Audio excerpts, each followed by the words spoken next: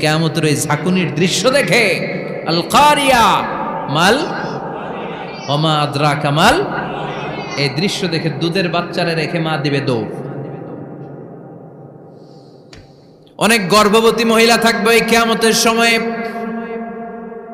যাদের পেটের ভেতরে 2 মাসের বাচ্চা, 3 মাসের বাচ্চা, অপরিপক্ক অপরিণত, বাচ্চাটা এখনো বড় হয় নাই, কোনো বাচ্চার হাত পা এখনো হয় নাই। কিয়ামতের এই ভয়ঙ্কর দৃশ্যটা দেখে জায়গার মধ্যে 3 মাসের অপরিণত বাচ্চাটা ডেলিভারি হয়ে যাবে। আল কারিয়া মাল কারিয়া ওমা আদরাকা মাল। পৃথিবীর যখন এরকম দৃশ্য, আল্লাহ তাআলা ইসরাফিলকে বলবেন, ইসরাফিল তোর তো 3টা ফুৎকার দেওয়ার দায়িত্ব ছিল, দিয়েছে কয়টা? চিল্লায় বলেন কয়টা?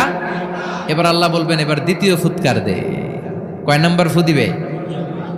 ওই ফু দেওয়ার সাথে সাথে ইসরাফিল প্রথম ফুৎকার দিয়ে জায়গা মতো এরকমই দাঁড়ায় থাকবে, আবার যখন গ্রিন সিগন্যাল পাবে মুহূর্তের মধ্যে আরেকটা ফু দিয়ে দিবে। ফু দেওয়ার সাথে সাথে পৃথিবীর সব মানুষগুলো মরে শেষ। কেউ থাকবে? থাকতে পারবো আমরা? থাকার জন্য আসছি?